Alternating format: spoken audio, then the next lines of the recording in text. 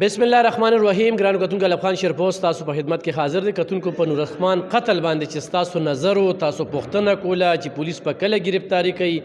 پولیس په دې قتل ته څنګه رسی، نو دا پولیس چې کوم دی د خپل تحقیق د چې کوم دی نو اصل قاتلانو ته ورسېدل او هغه قاتلان څوک دا یو ډېر عجیبه شانتې خبره مخې ته راغله. د خلکو چې کوم شکوک او شبهات په دغه قتل کې خو هغه خلک ملوث نه وو، خو 2013 نه واله 2022 پورې یعنې چې کوم قتلونه شوي یا کوم نورې داسې لانجې شوي وي هغه هر څه چې کوم دی نو هغه ټریس شو. په دې اړه باندې ډي اس پي احسان شاه صاحب زموږ سره په څنګ کې موجود دی.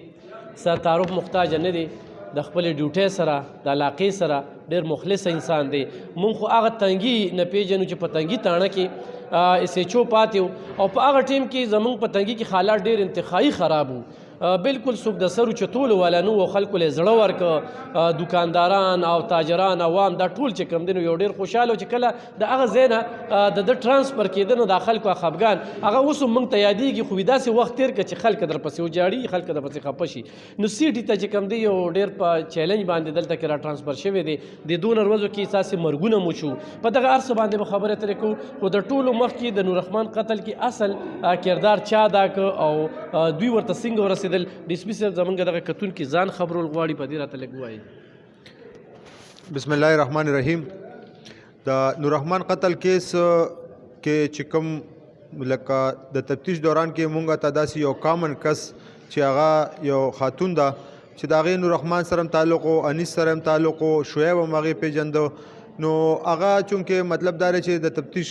دپاره ډېر ضروري وه، هغه مونږ شامل تفتیش کړه هغه زنانه او هغه زنانه چې کوم دی نو هغې د 2013 نه واله تا حال پورې چې کوم وقوعې شوې وې او هغه د هغې چې شمدید ګواه وه نو هغې هغه ټول هر څه په عدالت کې بیان کړل. د هغه مسمات نوشین د وینا مطابق چې هغې په عدالت کې کوم بیان ورکړی دی چې د 13 سال نه د هغه د دې زنانه چې کوم دی نور رحمان سره تعلقات او نور رحمان چې کوم د هغه رازونه نو هغه دې سره و. په 2013 کې د شعیب یو کس چې هغه هم د دې پړانګو هغه نور رحمان او د هغه ورور ګل رحمان قتل کو او د هغه نه موټر واغېسته او هغه موټر یې په 6 لک روپیا باندې خرڅ کو. چونکې هغه وخت کې نوشین دا خبره ځکه نه کوله چې د هغې او د نور رحمان یو تعلق او هغې سره دا یو راز و. د هغې نه بعد په 2021 کې یو انیس نومې کس چې دلته د کپړې دکان و هغه قتل کړی شو. د انیس قصاص داسې ده چې انیس چې دی نو د هغې عموم نوشین سره تګ راتګ او د هغې د تګ راتګ د وجې مطلب نور رحمان په هغې باندې خفه و چې نوشین سره زمام تعلق دی نو بل کس سره دا دعا سلام ولې ساتي. نو نور رحمان سره د نورو کسانو د 2 ورونو او یو کس بل دا 4 کسان یو ځای شو او انیس یې قتل کو. چې انیس یې کله قتل کو نو هغې د وجې مطلب دا دی چې بیا د انیس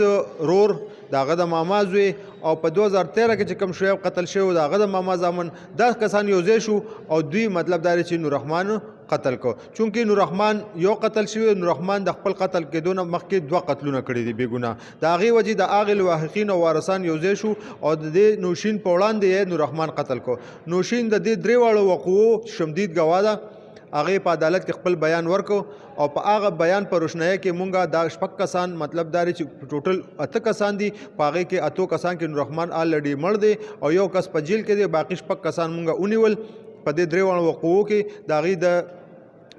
پوزیشن نه مونږه مطلب دا دی چې کافي اسلحه چې په هغې کې 3 پسټلې، یو کلاکوپ، یو آټمم، یو M16، یو کلاشنکوف دا اسلحه برآمد شوه. نن به هغې مونږ کسټډي ته پیش کوو او کسټډي نه بعد چې بیا مزید څه وي نو هغه به انشاءالله میډیا سره مونږ په ټایم باندې شیر کوو. په دې زنانه کردار پکې سوجي زنانه پکې ولې پولیس حراست کې نه اخلي؟ د زنانه چونکې مطلب دا دی په یو کیس کې د انیس په کیس کې هغه آلریډي ملزمه وه، هغه اوس بیل آوټ شوې ده او په دې کیسونو کې مونږ ته اوس فی الحال د هغې خلاف داسې سټرانګ ایویډنس مونږ سره نشته. دوران تفتیش کو یا په هغې باندې دعوه وشوه یا مونږ ته د هغې خلاف داسې سټرانګ ایویډنس راغی چې د هغې میلیفاید دي یا د هغې انټنشن داسې دی نو هغه به انشاءالله پراپر مونږ بیا گرفتارو. صحیح شو. عوام ته څه جی پیغام ورکوي دغه خلک دا مو چې په دې سیمه کې ډېر مرګونه وشو، قتلونه وشو، دا د کوم نوعیت قتلونه روان دي؟ اصل کې داسې دی چې تاسو ته پته ده چې مشرانو چې څنګه ویلي دي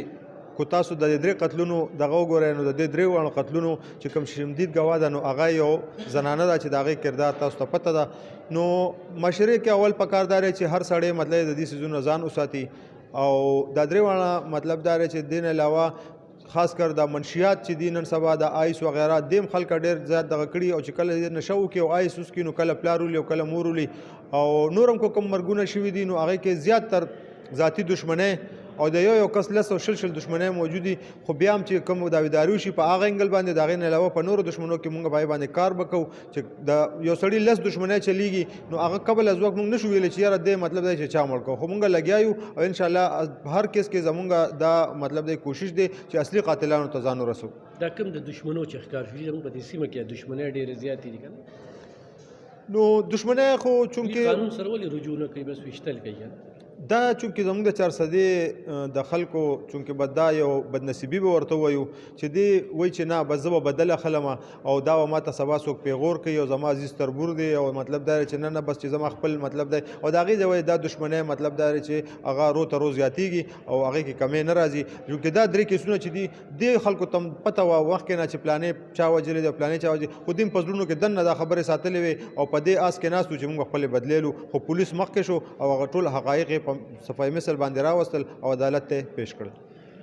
ډیره زیاته مننه ګرانو کتونکو دا د ډي اس پي سیټ احسان شاه صاحب په دې سیټي حدودو کې تاسو سره څه انفارمیشن وي ډایرکټ راځئ د دفتر ته ورکې ولا ازمې خو کې یو سړی و چې قانون نه څوک زورور دی او مخکې په پولیس باندې هغه شانت اعتماد نو اوس زه ورله دا باور ورکوم چې تر کومې دلته کې ډي اس پي سیټ احسان شاه صاحب په دې سیټ کې نو دا باور در کوم چې مه د چا نه یریږئ مه د چا پروا ساتئ خو پولیس سره تعاون وکړئ ولې چې ستاسو تعاون نه بغیر څه نه کېږي خو مشکوک کس وینئ آیس پروش وینئ سودخور وینئ نو راشئ درخواست ورکړئ او د قانون چې کوم دی نو ملګرتیا وکړئ نو خو د قانون دغه کې دې کیس کې د قانون ملګرتیا وشوله دوی ورسېدل ګینې دغې خلکو دعوې ماوې نه کولې او نه دوی د دعوو چې کوم دی نو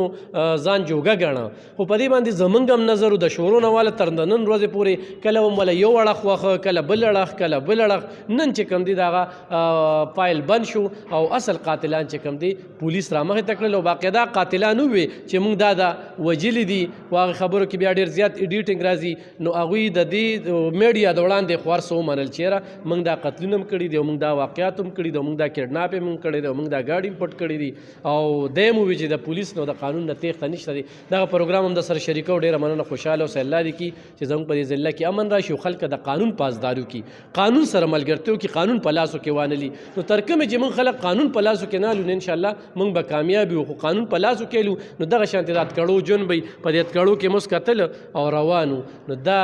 د قانون نه تېښته نشته ډېره مننه خوشحاله اوسئ